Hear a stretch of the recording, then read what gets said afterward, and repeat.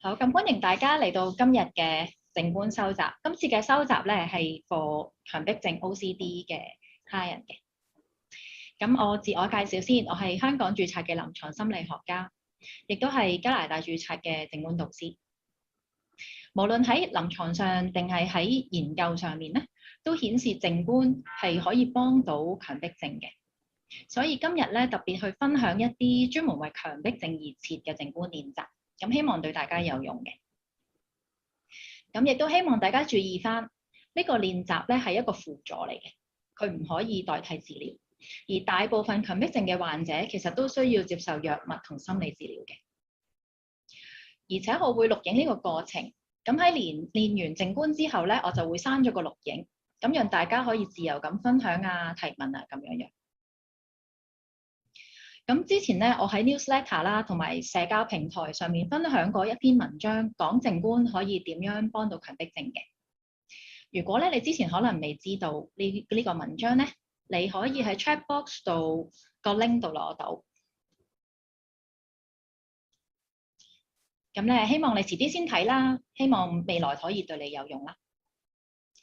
咁我開始講解更多之前咧，我會同大家先做一個非常簡短嘅靜觀練習，等大家先感受一下。我希望咧，你已經喺一個有私隱嘅位置嚟參與今日嘅靜觀嘅收集。而家讓自己舒適咁坐喺度。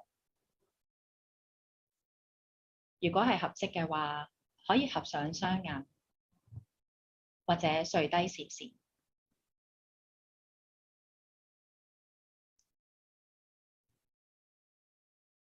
而家感覺一下呢一刻嘅坐姿。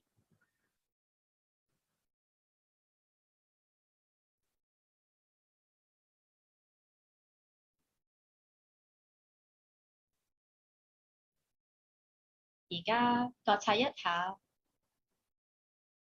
身體同物件接觸嘅感覺。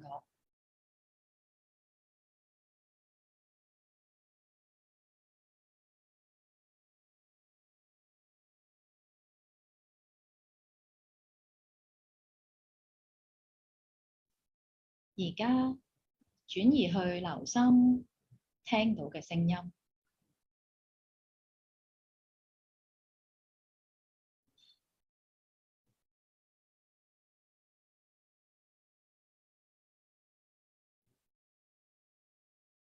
而家轉移去留心聞到嘅氣味。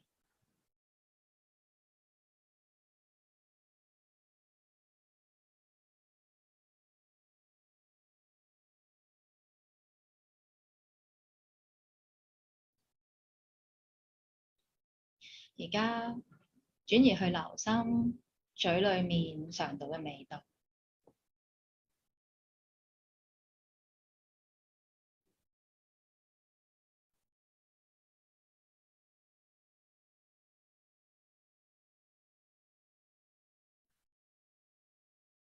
而家回憶一下呢一刻嘅想法。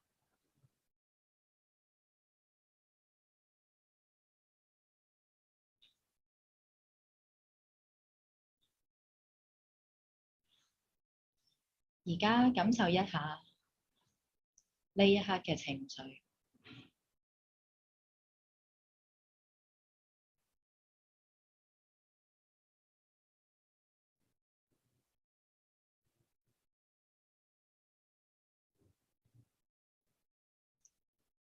而家感受一下由頭到腳整個身體皮膚嘅感覺。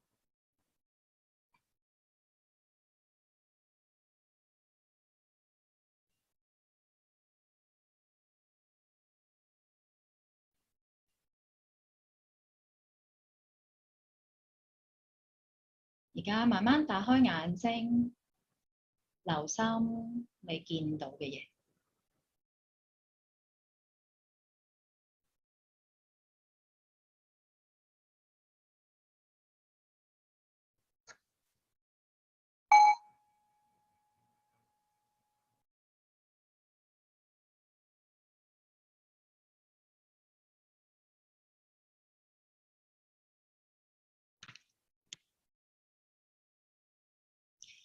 我知道咧，在座咧有冇恆常練習靜觀嘅朋友？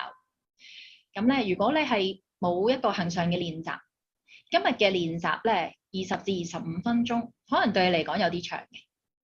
咁咧，亦都歡迎你咧去我哋嘅 YouTube channel 度啦，去揾翻以前嘅錄影嚟自己練習翻。咁咧，你可能要經過一段嘅時間去練習，先至會慢慢感受到靜觀對你嘅作用嘅。咁我特別推介你去試下，可能係做靜坐嘅練習啦，或者係自我關懷嘅練習。你都可以喺 chat box 度揾到我哋嘅 link 嘅。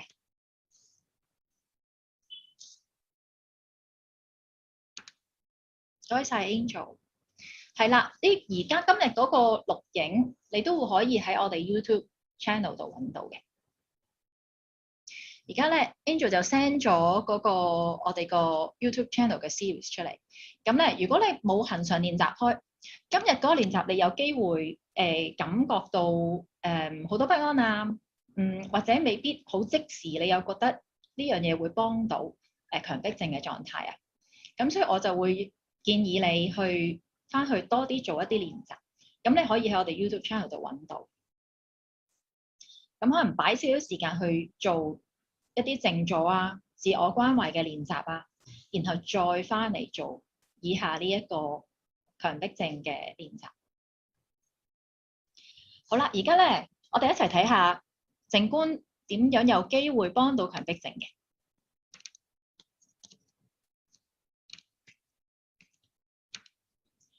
我估大家都見到個 screen 啊，係咪？如果你見唔到，你可能想即刻 unmute 話俾我知，或者 chat box 話俾我知。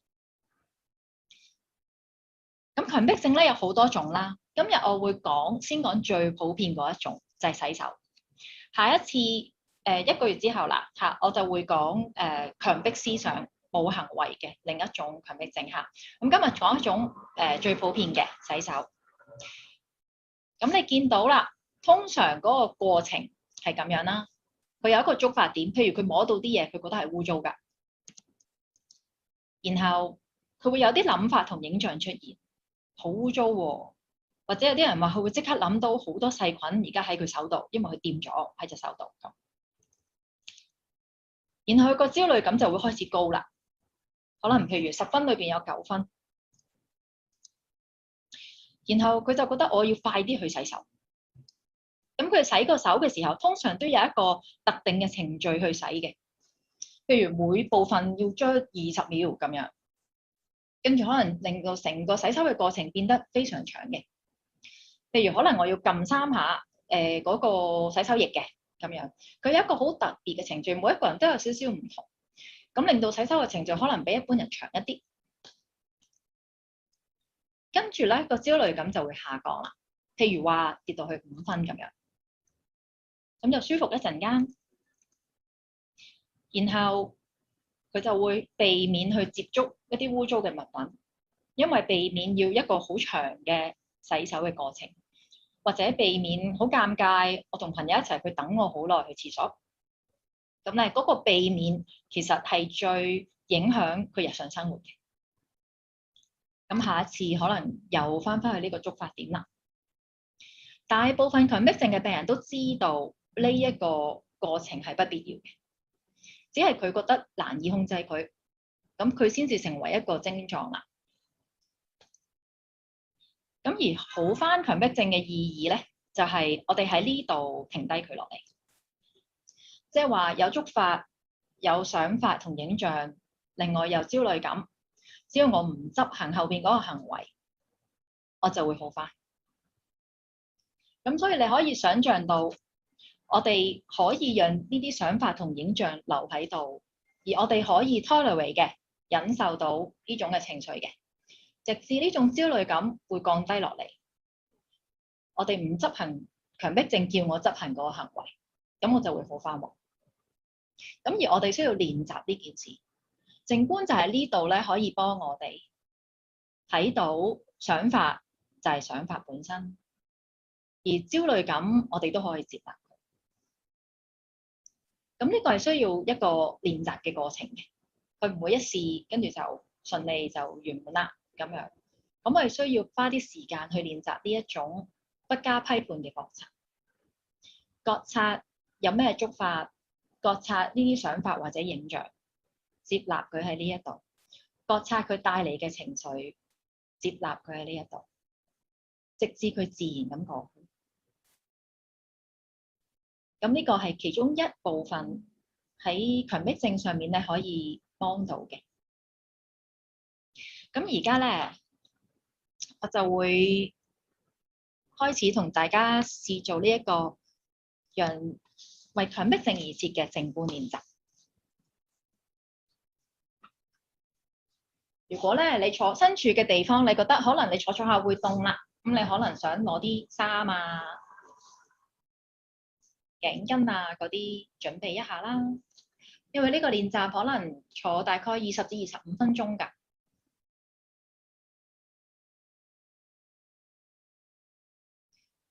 如果咧已經準備好啦，咁你可以而家合上雙眼，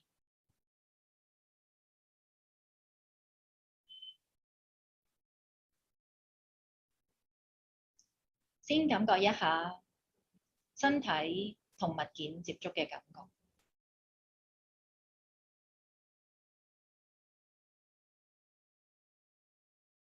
可能係身體同凳接觸嘅感覺，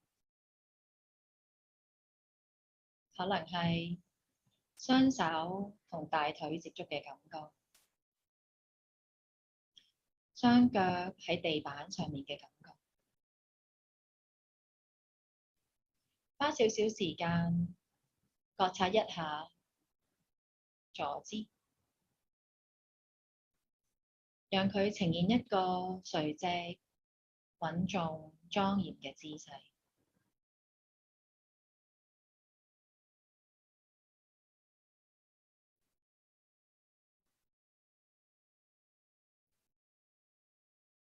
感受下而家身體坐喺呢一度嘅感覺。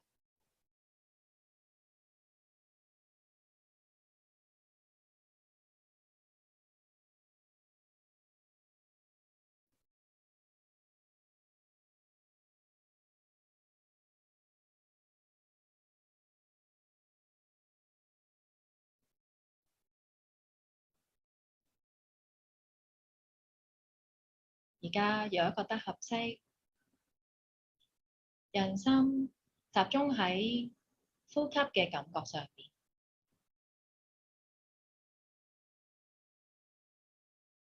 吸氣嘅時候，覺察氣息全程進入身體。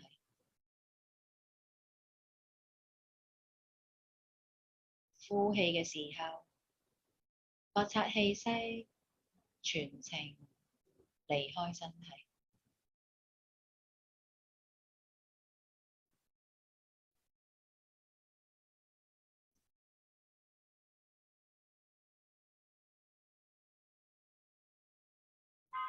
唔需要做任何嘅嘢，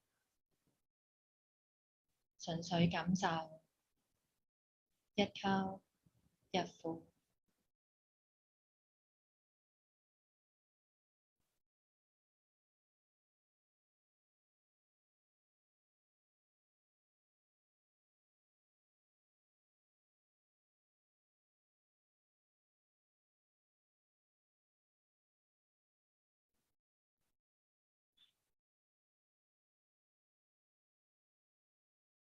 如果呢個係深嘅呼吸，佢就係深嘅呼吸；如果呢個係淺嘅呼吸，佢就係淺嘅呼吸。唔需要控制或者改變佢，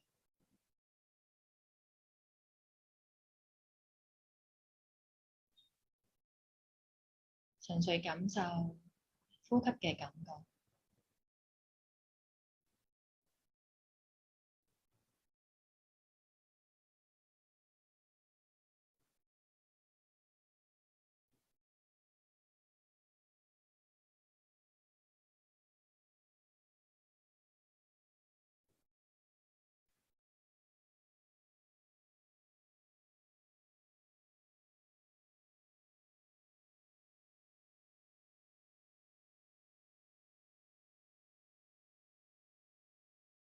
可能亦都留意到吸氣同呼氣之間有短暫嘅停頓。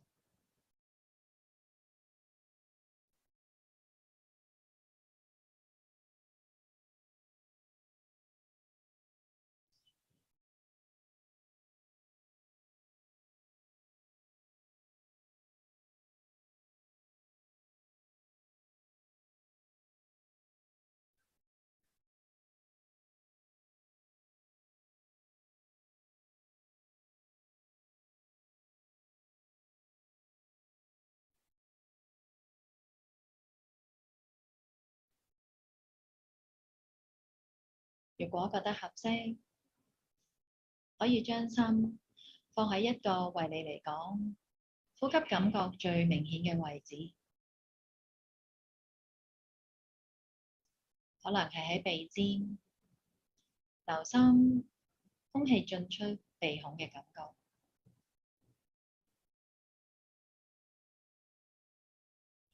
可能喺胸膛或者係腹部，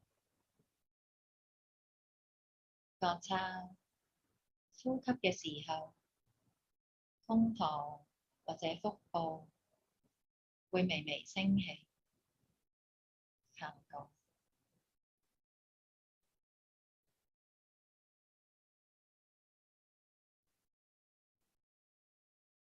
揀選一個為你嚟講呼吸感覺最明顯嘅位置就得啦。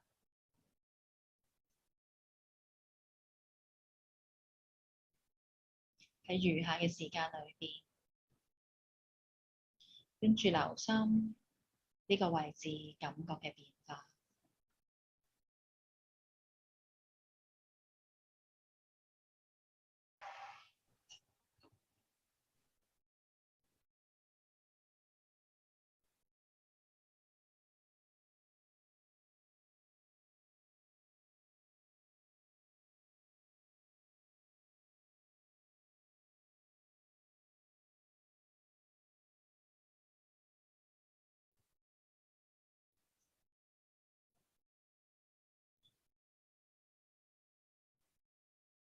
當然，心不時會遊走㗎，可能去咗聽到嘅聲音、腦海浮現嘅想法、影像或者其他嘅地方。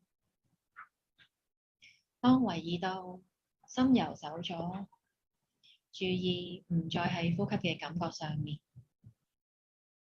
只要先停一停，知道心去咗邊度，然後溫柔㗎、輕鬆㗎，將心帶返去呼吸嘅感覺上面。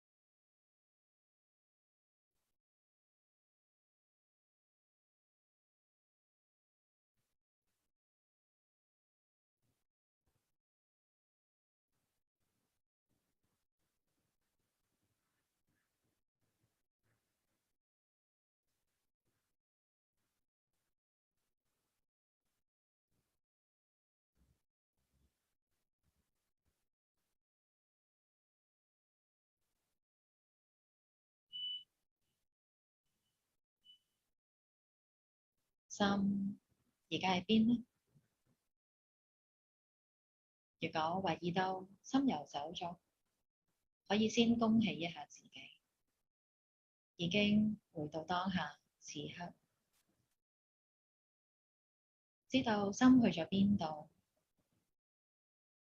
就可以輕鬆㗎、堅定㗎，將心帶返去呼吸嘅感覺上面。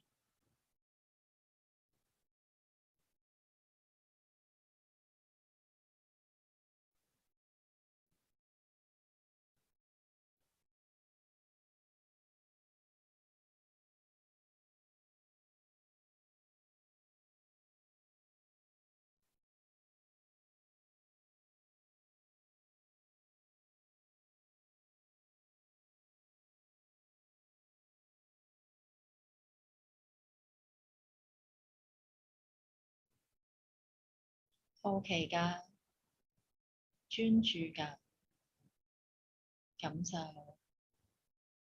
呼吸嘅感覺。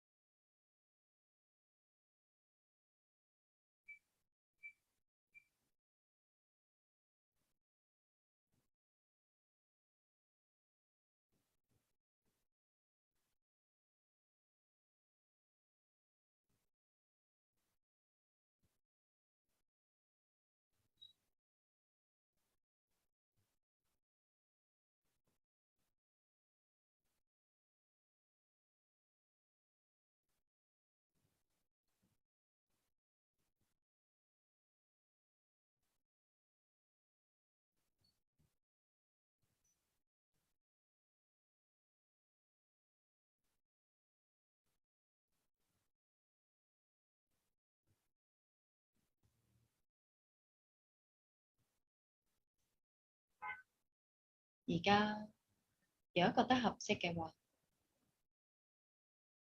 讓心從呼吸嘅感覺轉移去耳仔，覺察所有進入聽覺範圍嘅聲音，唔需要命名呢啲聲音，唔需要決定佢好唔好聽，純粹留心聲音嘅本質係點嘅，佢係持續㗎，定係間斷㗎？集中㗎，定係分散㗎？房間裏邊㗎，房間外邊㗎？聲音嘅高低、韻律、大小、質感，聲音嘅方向、近遠，留心聲音嘅出現、停留、消失，留心聲音同聲音之間嘅空間，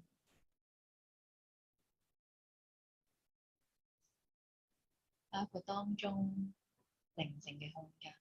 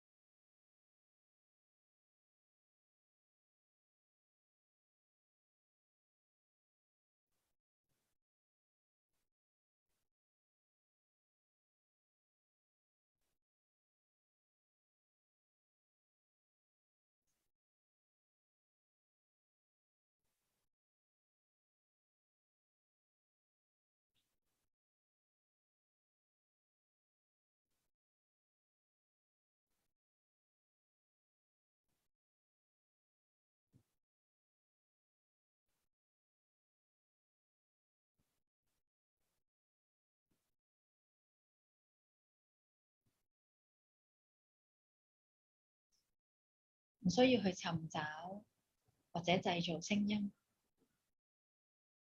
純粹接收所有進入聽覺範圍嘅聲音。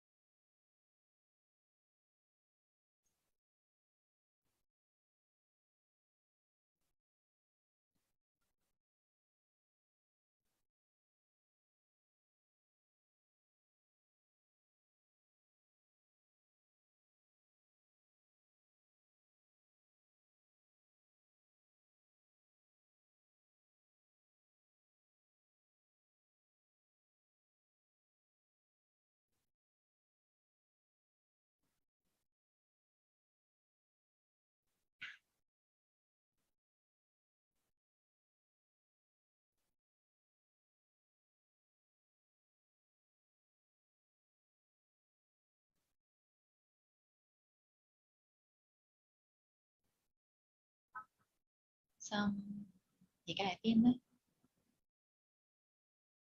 如果懷疑到心游走咗，可能去咗思考、分析聽到嘅聲音，可能去咗回憶、計劃或者其他嘅地方，都可以先停一停，知道心去咗邊度，然後溫柔㗎、輕鬆㗎，將心帶返去耳仔上面，再次留心所有進入聽覺範圍嘅聲音。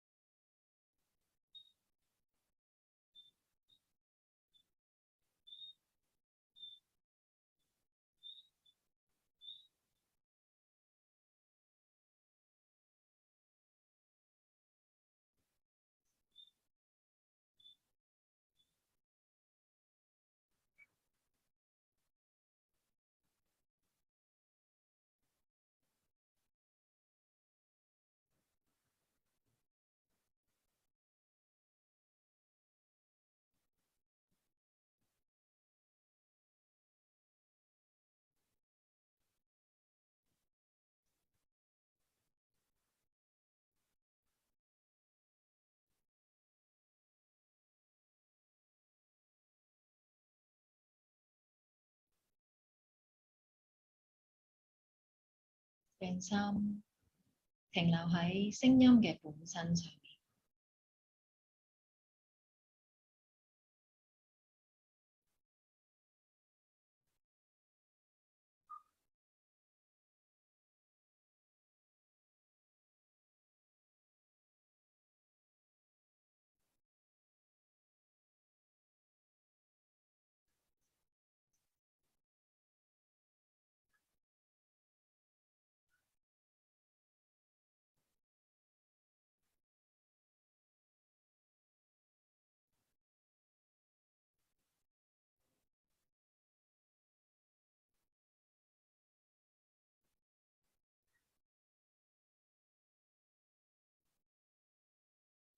而家如果覺得合適嘅話，讓呼吸、聲音通通都放去後面，讓心轉移去腦海，覺察任何升起嘅想法或者係形象。當腦海有想法出現，就想像將呢啲想法放喺一塊葉上邊，讓佢喺眼前嘅河流自然咁流走。無論呢啲想法或者係影像係正面㗎、負面㗎、快樂㗎、痛苦㗎，即使係最喜悅嘅想法，都可以練習將佢放喺眼前一塊葉上面，讓佢跟住河流自然咁飄走。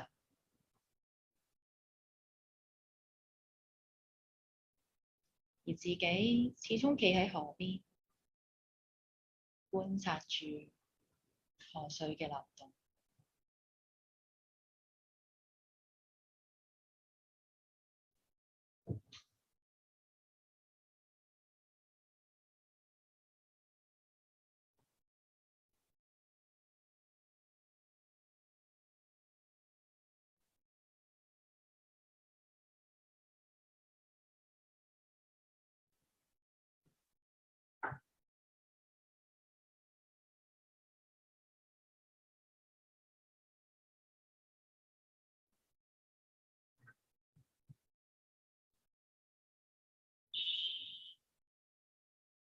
唔需要加快河水嘅流動，只要讓佢自然咁流動。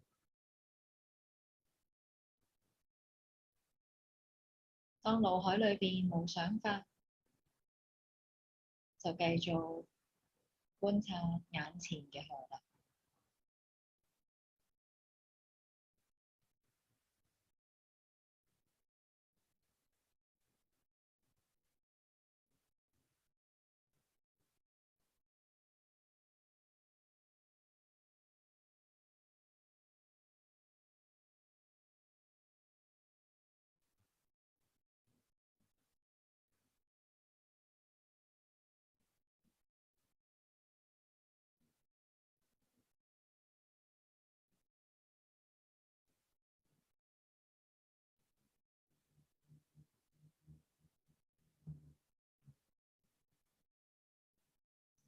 如果腦袋同你講呢個練習好無聊，或者我做唔到，就可以將呢啲想法放喺眼前嘅葉上面，讓佢隨住河流流走。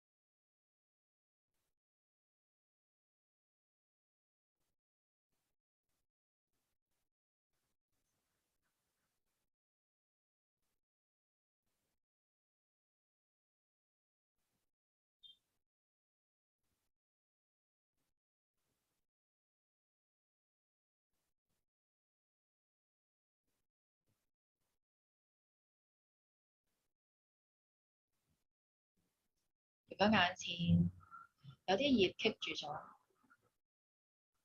亦都可以任由佢自然咁喺度。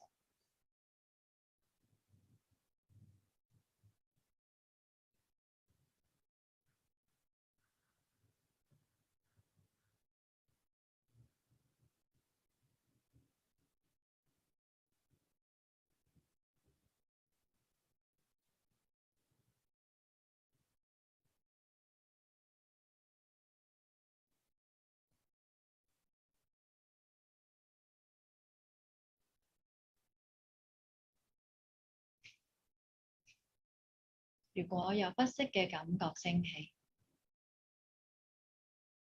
譬如覺得唔耐煩，覺得焦慮不安，咁係好正常㗎。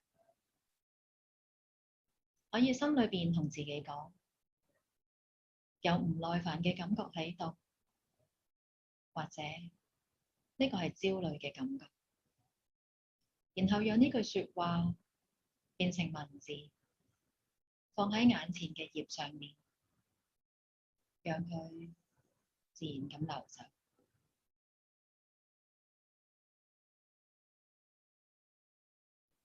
而自己始終企喺河邊，望住河流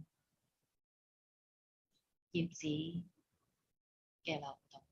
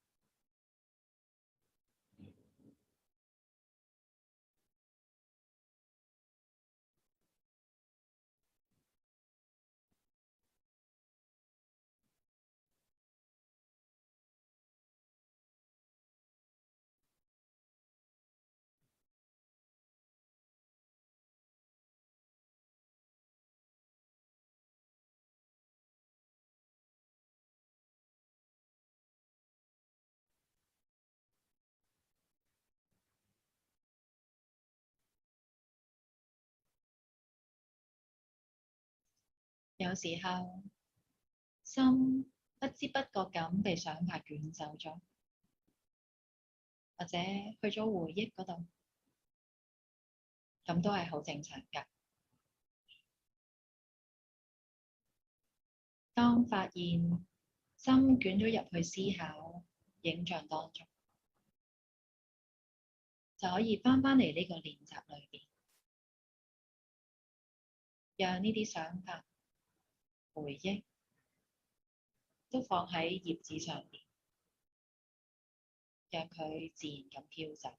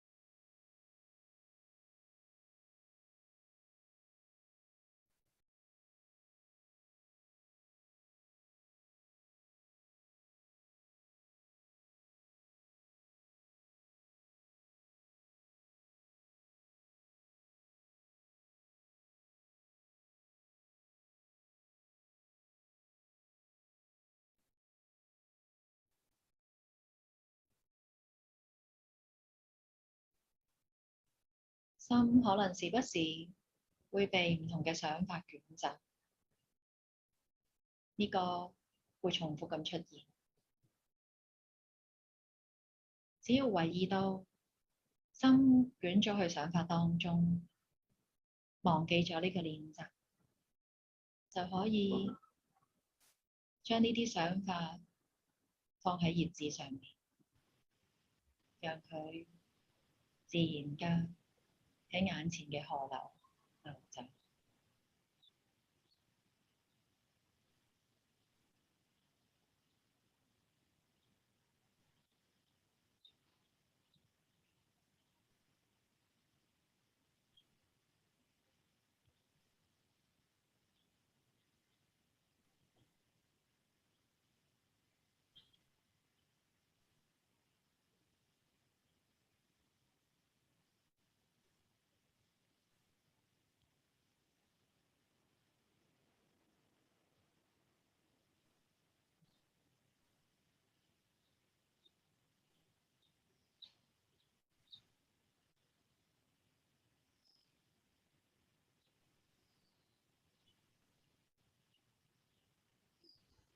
而家如果覺得合適嘅話，放開呢個對河流嘅想像，讓心返去呼吸嘅感覺上面，留心吸氣嘅時候，氣息全程進入身體；呼氣嘅時候，氣息全程離開身體。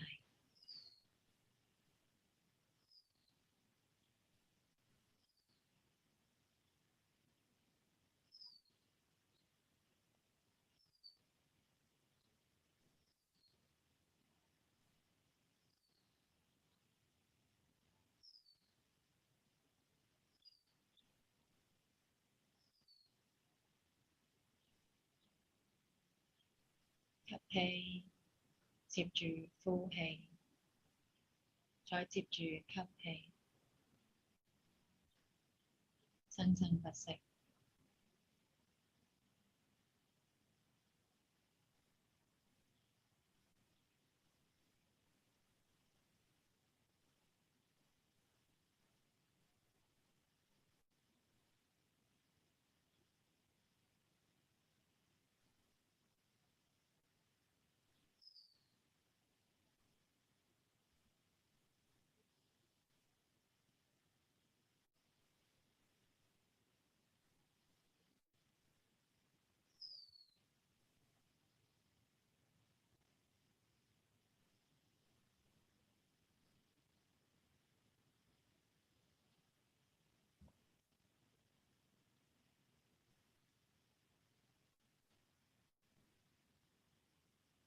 如果覺得合適，讓心從呼吸嘅感覺擴展到呼吸嘅周圍，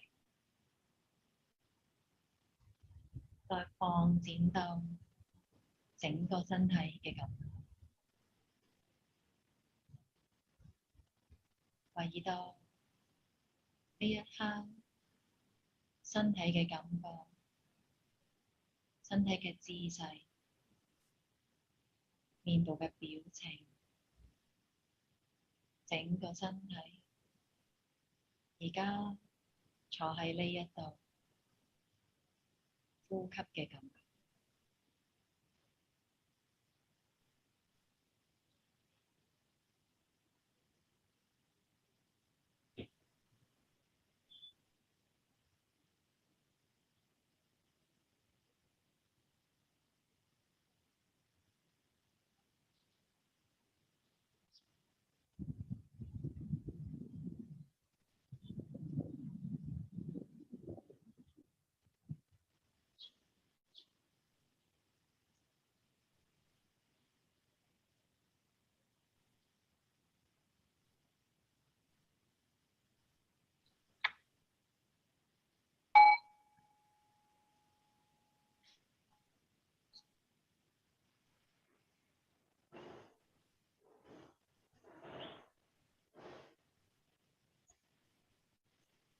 我哋咧啱啱就做完咗一個大概25分鐘嘅練習啦。